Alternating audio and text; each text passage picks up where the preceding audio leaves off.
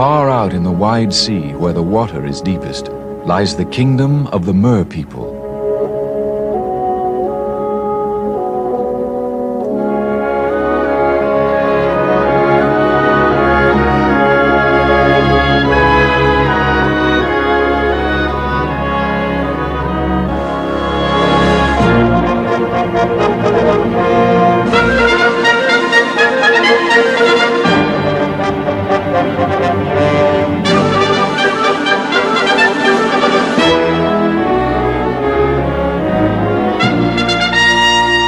The Mer king had been a widower for many years, so his household was managed by his old mother.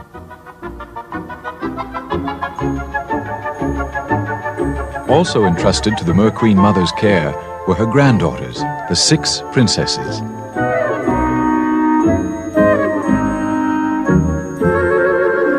They were all beautiful, but the youngest was the most beautiful of them all.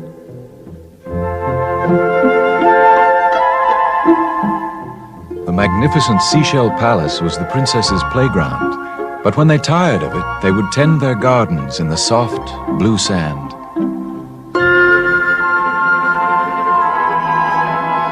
Then, high above this fabulous land, a ship was wrecked, and a sinking treasure chest was discovered and brought before the Mer King.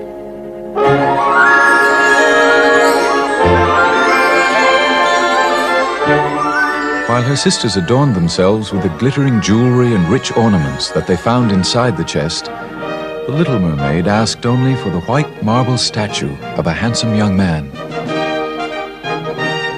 Her father placed it in the Little Mermaid's garden.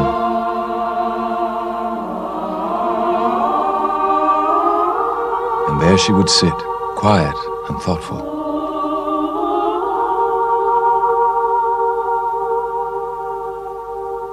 Many an evening her sisters rose to the surface, but the Little Mermaid could not go with them, for she was too young. From her bedroom window she would gaze up through the clear water at the shape of the moon. Her grandmother had told her that a shadow passing over it could be a ship from the world of human beings. How the Little Mermaid longed to see it for herself. "Sleep now," said the old lady. "For no matter what wonders you may dream of beyond the waves, you will never be happier than you are here."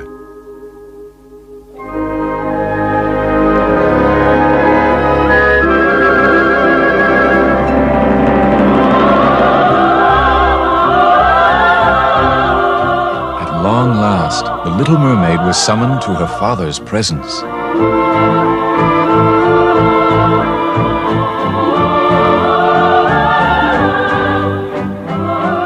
The Mer King gave her his blessing, and though there was sadness in his eyes, he released his youngest daughter from the kingdom of the Mer people.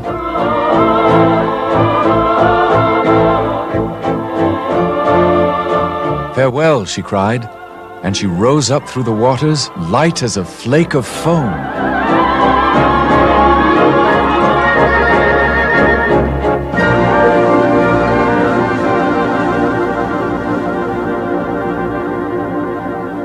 A great ship lay on the waves, and she swam closer and closer till she touched its side. Above her, the Little Mermaid saw a human being, and though she was startled,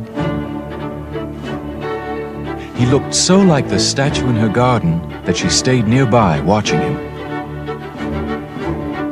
He was a prince, and the crew was celebrating his birthday.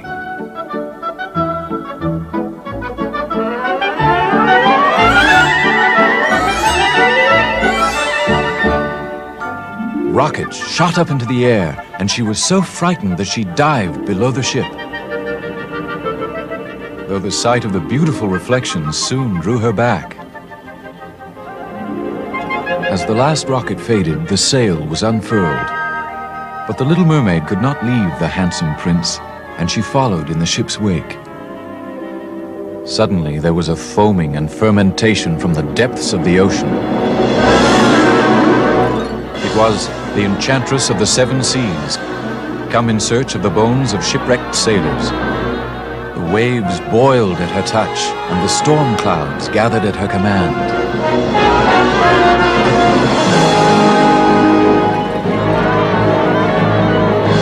To the Little Mermaid, this seemed most delightful.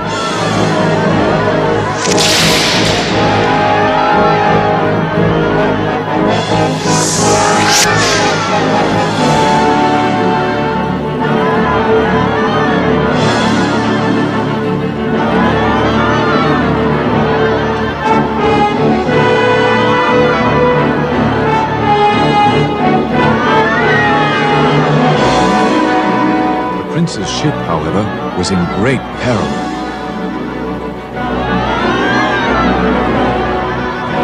She saw the storm sweep it up and carry it toward some jagged rocks.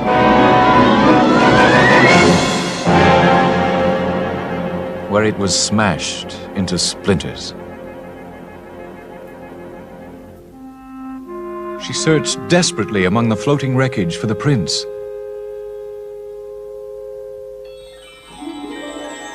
Die. Oh, he will surely die, she cried.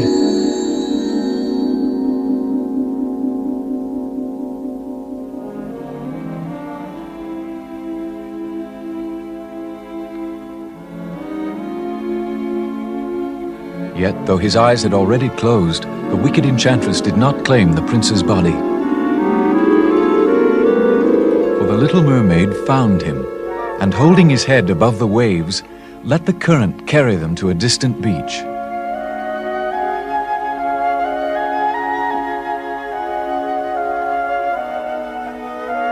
She turned his head towards the sun and stayed beside him on the warm sand. A bell rang out from a convent high on the cliffs, and some girls whose lessons had finished ran down a path towards the beach. She kissed the prince and slid into the waves. The girls stopped when they saw a body on the sand. The Little Mermaid watched as one of them timidly approached the lifeless form.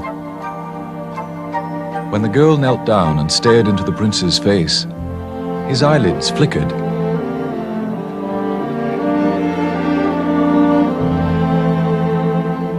And he smiled at her. How overjoyed the Little Mermaid was to see the prince rise to his feet. But he looked not for her. He did not know it was she who had saved him. And helped by the girls, he left the beach. No tears came to her eyes, for mermaids cannot cry, and she vowed to return there until she caught another glimpse of him.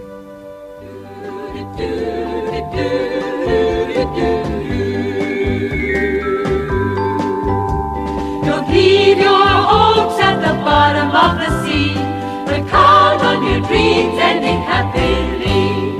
Don't take the gloomy and pessimistic view. Believe in your dreams and they'll all come true. The rest of your life can be up to you. Believe in your dreams and they'll all come true. Don't let the storm cloud the sky of blue above, but know that your life will be full of love. Don't think of things that are sure to make you blue. Believe in your dreams and they'll all come true. The rest of your life can be up to you. Believe in your dreams and they'll all come true. Yes, the rest of your life can be up to you. Believe in your dreams and they'll all come true. But the Little Mermaid waited in vain, and thereafter stayed alone in her untended garden, gazing at the statue. Her eldest sister came to her there and said, "Be happy, little one. Come with me, for I have seen the prince in whose image this statue was made." Don't be afraid of what life has in store, but know that your love opens any door. Who knows what wonderful things you can do? Believe in your dreams and they'll all come true. The rest of your life can be up to you. Believe in your dreams and they'll all come true. You can live in a world full of gloom and despair, but you know that it won't get you anywhere. It's a wonderful life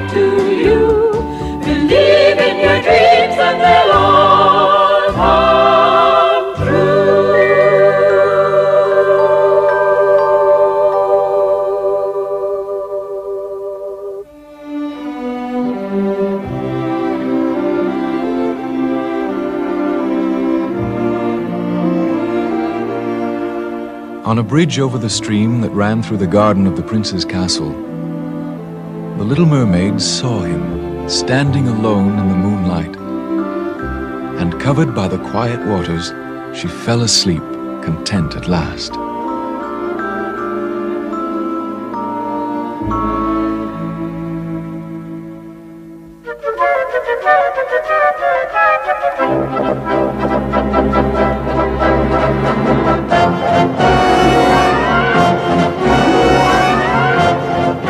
She was soon missed in the Mer-King's palace. Her grandmother set out to bring her back.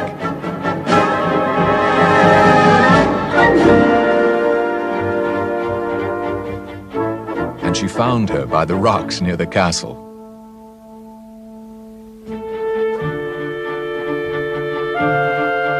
How I would love to be a human being, sighed the little mermaid. But for that you would need a soul, said her grandmother. When human beings die, their bodies become dust, but their souls ascend to glorious unknown dwellings beyond the sky. At the moment of our death, we become foam upon the sea. Yet the Mer people live for 300 years, and each year is happier than the last. Grandmother, persisted the little mermaid, does not the enchantress of the 7 seas have the power to give souls? She may have, whispered the old lady, but no one would dare to make the terrible journey to her lair. Come now, my dear. We must hurry or we shall be late for the court ball.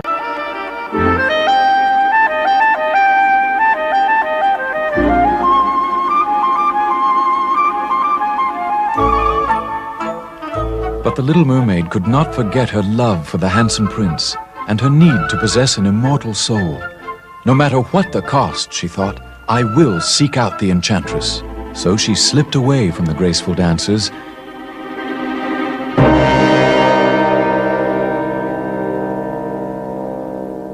and followed the ghastly path to the enchantress's domain.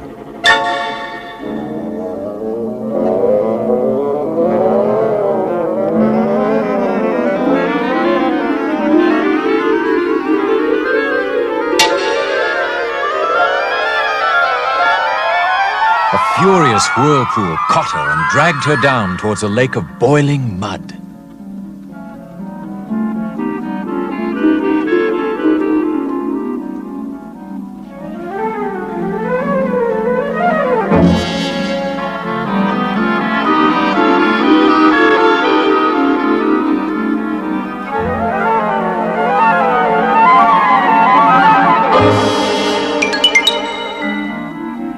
On the shores of the lake was a forest where the trees had branches like serpents.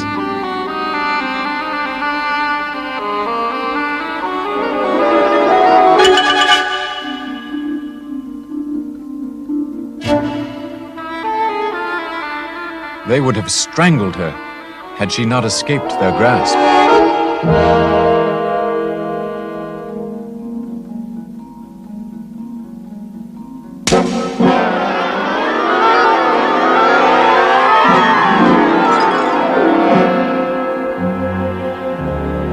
In a swampy clearing in the forest, she came upon a lighthouse, built from the bones of shipwrecked sailors. Here dwelt the enchantress of the 7 seas, surrounded by the slimy creatures she called her pets. The wicked enchantress knew well the reason for the little mermaid's journey. You wish to gain a soul and become a human being, she hissed. The potion I am preparing will give you a human form with which to win your prince's love. If you succeed, then you will truly be human and a soul will be yours. If you fail, the dawn that follows his marriage to another will see your death.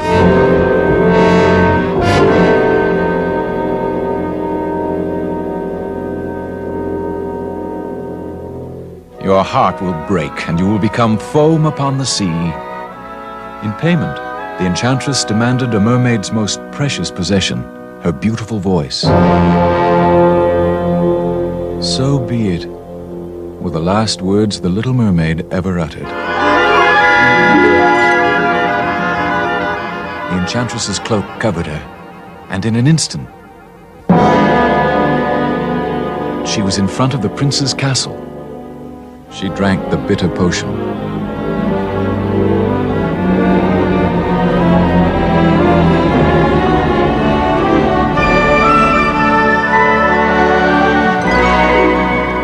And now, with a human body,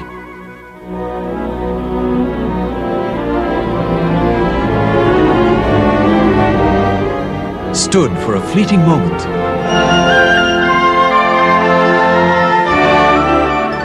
And then fell in a swoon upon the steps, where she was discovered at sunrise.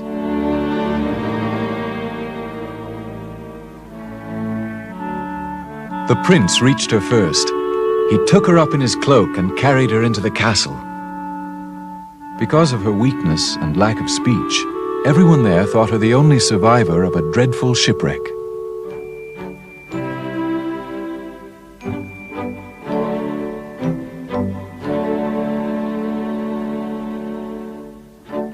"You are my dear little foundling," proclaimed the prince, "and shall stay with me always."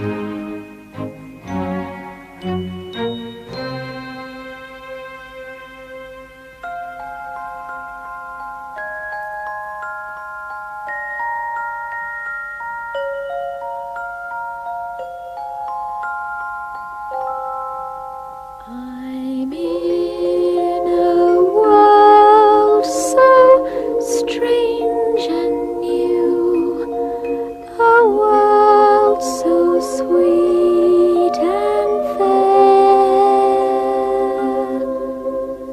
My happiness will always be to see him standing there. The stars are brighter in the sky, more blossoms on the tree. I notice all these lovely things because he noticed me. Oh, the birds sing a little sweeter, the buds blossom on the tree, and my heart beats a little faster because he loves me. Oh, his love lies so deep inside him, yet true lovers we will be, and I'll spend all my life beside him because he loves me.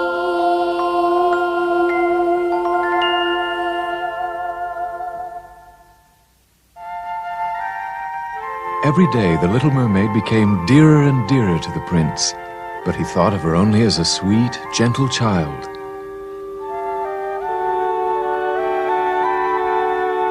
One evening, as she cooled her feet in the deep waters, her sisters appeared and started to tell her of the great mourning for her loss. But they were frightened away by a ship which drew near to the castle. On board was a messenger from the neighboring king.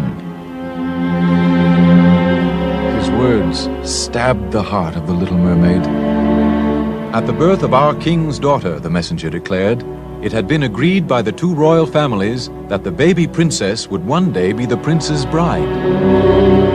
The king now sent word that she was of an age to marry. "How can I marry someone I do not even know?" replied the prince.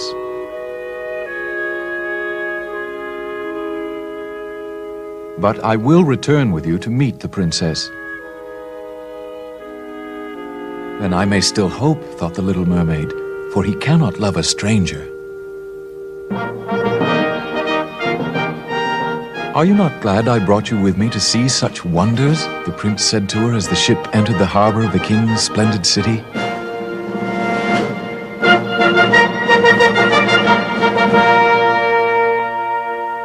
The little mermaid kept close to the prince's side when the king came forward to greet them.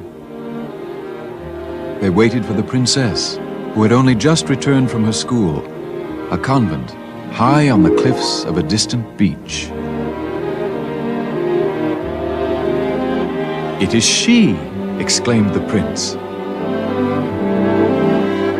"It is the girl who found me when I lay like a corpse on the seashore."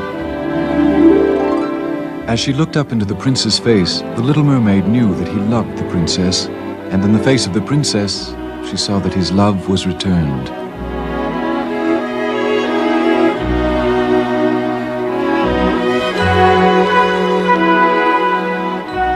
So they were married in the cathedral, and before dusk on the same day, the newlyweds set sail for the prince's castle. All night long, the little mermaid sat by the ship's rail, remembering the enchantress's words and knowing that the first sunbeam would see her death. As she gazed towards the east, her eldest sister rose out of the sea, her long, beautiful hair no longer fluttering in the wind. "I have sold it to the enchantress in return for this," she called to the little mermaid. And onto the deck she threw a dagger. "Take it," she cried. "Kill the prince, and you will be a mermaid once more." Then she sighed and was gone. But when the little mermaid looked upon the face of her beloved prince, she could only kneel and kiss him for the last time. She flung the dagger into the first rays of the sun and followed it over the side of the ship. Foam flew up from the water, but the hand of death did not catch the little mermaid.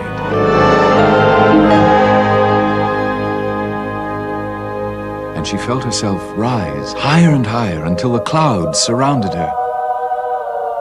The sunlight blinded her, and for the first time, tears brimmed in her eyes. Looking down, she realized that her body was as transparent as that of a beautiful woman, who took her hand and said softly, "Do not weep, little mermaid, for though the prince is lost to you, by your sacrifice you have become a daughter of the air. And if for 300 years you strive with us to care for the children of the earth, you will truly receive the soul you have suffered so much for."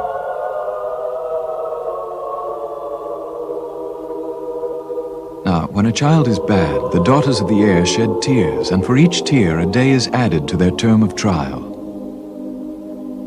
But when a child is good, they smile, and a year is taken from their time on earth.